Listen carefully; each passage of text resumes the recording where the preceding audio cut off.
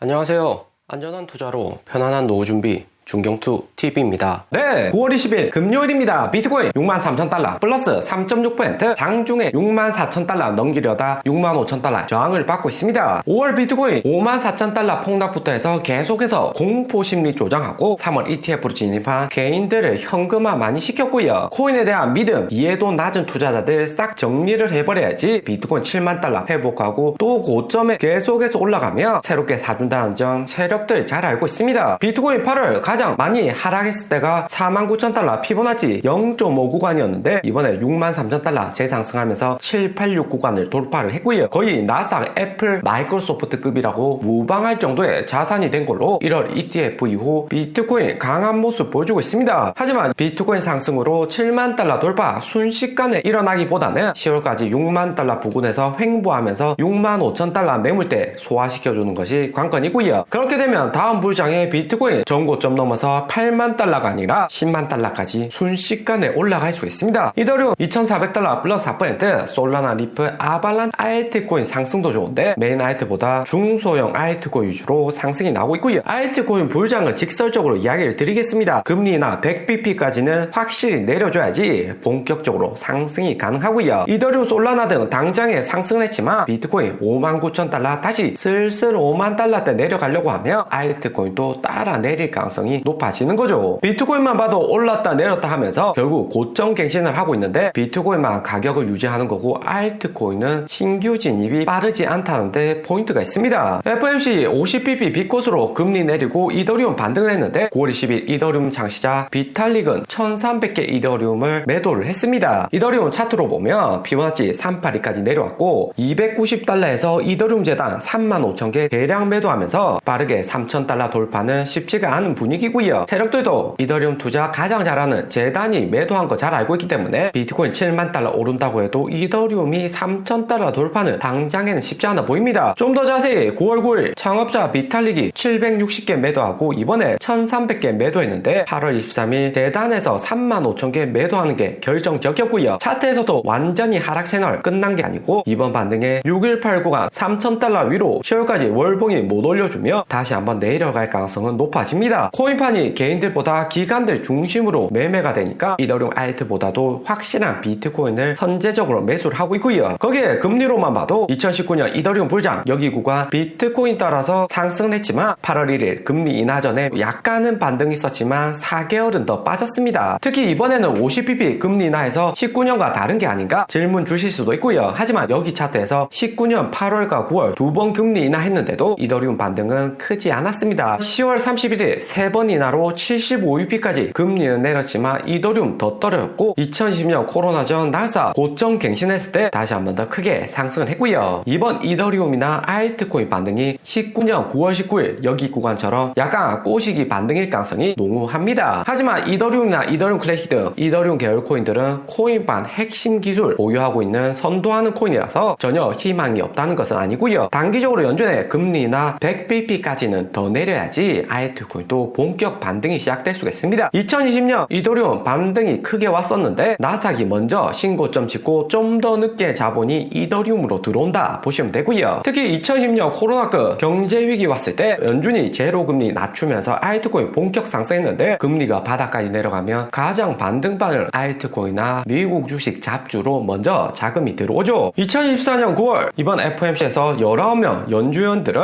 내년까지 3.4% 기준금리 유지할 것이라고 합니다. 하지만 연준 스케줄대로 100% 움직이진 않고요. 6월 FOMC 때만 해도 내년 금리가 4.1% 내릴 것이라고 이야기했지만 3개월 만에 시장 데이터 나쁘게 나오니까 빠르게 3.4%까지 내렸습니다. 연준이 천천히 금리 인하하겠다 이렇게 목표를 세우는 이유는 주가나 코인시장 변동성 줄이는 것보다 달러 가치 유지하기 위해서이고요. 하지만 실업률 올라간다, 인플레이션율 안정적이다 어떤 핑계를 대서라도 내년 2%까지 금리 내릴 가능성은 매우 높습니다. 2026년 2.9%, 2027년에도 2%대는 금리 유지할 것이라는 전망인데 미국 경제가 불장 오르면 결국에 제로 금리가 답이라는 점 연준은 너무나도 잘 알고 있고요. 그리고 나스닥도 50bp 비컷인하고 당일에 상승은 나왔지만 다음날 시장에서 연준의 의도 제대로 봐가고 본격 상승을 했습니다. 엔비디아 플러스 3.9%, 애플 메타도 3%, 우리 테슬라는 플러스 7%, 240달러까지 올렸고요. 테슬라 차트에서 보면 이번 반등으로 지난 170달러 하락에서 하락 보는 세력들 다 털어냈고 테슬라는 자동차, 전기차 시장에서 치킨 게임에서 결국 승리하면서 글로벌 전기차에서 1위 자리 굳건히 유지를 했습니다. 10월 10일 테슬라 로보택시는 있지만 지난 AI 데이, 배터리 데이에서 보듯이 테슬라 이벤트 있고 나서 주가 상승보다는 하락 오는 경우가 많았고요. 때문에 시장에서 큰 기대는 안 하고 있지만 혹시라도 대박 터지고 테슬라 공장이 있는 텍사스에서 로보택시 시범 운행 시작된다면 테슬라도 불장으로 이어질 수가 있죠. 전기차 중에서도 테슬라 판매량이나 성능이 가장 우수합니다. 한국 현기차도 스마트 센서에서 기능이 나쁘진 않지만 테슬라보다는 성능은 뒤처져 있고요. 보완할 측면이 많죠. 디자인 측면에서는 폭스바겐이나 현기차가 잘 뽑기도 하지만 자동차는 개인의 만족도가 중요하고 주변 시선, 하차감으로도 구매를 많이 하죠. 테슬라가 제대로 로보택시 나오고 자율주행까지 성능이 압도적이면 판매량이나 주가에서 폭발적으로 상승하는 것은 시간 문제일 것이다 생각이 되고요. 그리고 민주당에서 금투세 폐지 논의를 최종적으로 하는데 한국 메인 언론인 동아일보에서 단독으로 속보가 났고요. 야당 지도부에서 24일 금투세 시행을 유예한다, 가닥이 잡혔다 이야기를 했습니다. 동아일보 조중동 한국 대표하는 언론사이기 때문에 이런 뉴스 나올 때는 정확도가 80% 이상 매우 높고요. 무엇보다 민주당의 김민석 의원이 금투세 시행 3년 정도 유예해야 된다 이야기를 했는데 이현주 의원하고 같은 최고위원이지만 타성 국회의원의 이재명 당대표하고도 런닝메이트로 신친명에 속하기 때문에 민주당 내에서도 받아들일 가능성이 매우 높습니다. 무엇보다 한국 삼성전자 주가가 88,000고점 찍고 마이너스 20% 이상 떨어진 상황인데 무엇보다 외국인 투자들 금투세 시행 가능성 높다면서 자금 빼는 게 가장 높고요. 안 그래도 엔비디아 AI 버블 빠지면서 주가 하락을 하고 있는데 금투세까지 시행되면 외국인들은 한국 주식에서 매력을 잃게 됩니다. 외국인들은 금투세 포함이 안 된다고 하지만 금투세 시행되면 개인 투자자들 주식이나 코인 시장 떠나서 부동산으로 옮겨갈 것 뻔하기 때문에 외국인들 먼저 털고 나가는 거고요. 한국 야당에서는 국내 부동산 시장 불장 만들려고 코인이나 주식 시장을 옥죄는 상황이었는데 국내 경제 핵심이 삼성전자까지 주가 폭락해버리니까 더 이상 명분이 없어졌습니다. 아무리 한국 경제에서 부동산 차지하는 비중이 크더라도 삼성전자가 해외에서 외화를 제대로 못 가지고 오면 현재 한국 부동산 가격 절대 유지를 할 수가 없고요. 중국만 하더라도 코로나 이후 외국 기업에 대한 규제가 심화되면서 베이징, 상하이 핵심 지역도 마이너스 20% 30% 쭉쭉 가격 빠지고 있는 상황입니다. 작년에도 빠진다 했는데 올해는 더 많이 빠지고 있고요. 그리고 코인 시장 역시 금투세 폐지가 돼버리면 같이 과세도 2027년까지 유예될 가능성은 상당히 높습니다. 금투세하고 코인, 과세는 같이 가기 때문에 법안이 한꺼번에 통과될 가능성은 상당히 높다 볼 수가 있죠. 그리고 코인 텔레그래프에서는 연준이 50bp 금리 인하하게 되면 앞으로 상승할 코인 4가지 추천을 했습니다. 유니스왑 수익코인 옵티미즘 헬륨인데 업비트에서 유니스왑 옵티미즘 헬륨 거래는 안되고 수익코인이 유일하고요. 수익코인은 메타 리브라 코인 개발자가 만든 코인으로 차트만 봐서는 올해 4월 알트코인 불장에서 3,000원 고점 찍고 8월 하락에 600원까지 하락했지만 이미 3배 이상 상승을 했습니다. 메타가 2019년 리브라 코인 만들어서 빅테크 최초로 코인 시장 개척하겠다고 이야기는 했었는데 당시 코인에 대한 이해도 낮았던 미국 의회에서는 반대를 했었죠. 리브라 코인 개발이 안 됐고 결국에는 개발자들 메타 회사 나와가지고 단독으로 리브라 코인 대체제인 수익코인을 만들었습니다. 한국 NC소프트도 수익코인 1억에 사서 250억에 팔았다 8월에 대박 소식 전하기도 했고요. 수익코인이 핫하게 미국 시장에서 펌핑하는 코인인 건 맞는데 이더리움도 당장에 상승 못하는 마당에 수익코인 같은 신생코인들도 다시 한 번 더 저점 갱신할 가능성이 높아집니다. 대신 다음 저점 올 때 수익코인 앞으로 어떻게 움직이는지도 관심 있게 지켜보면 좋을 듯 하고요. 오늘의 영상은 여기까지입니다. 좀 더 디테일한 투자 정보가 필요하신 분들은 커뮤니티로도 자료가 공유되니까 멤버십 가입과 구독 부탁드립니다. 감사합니다.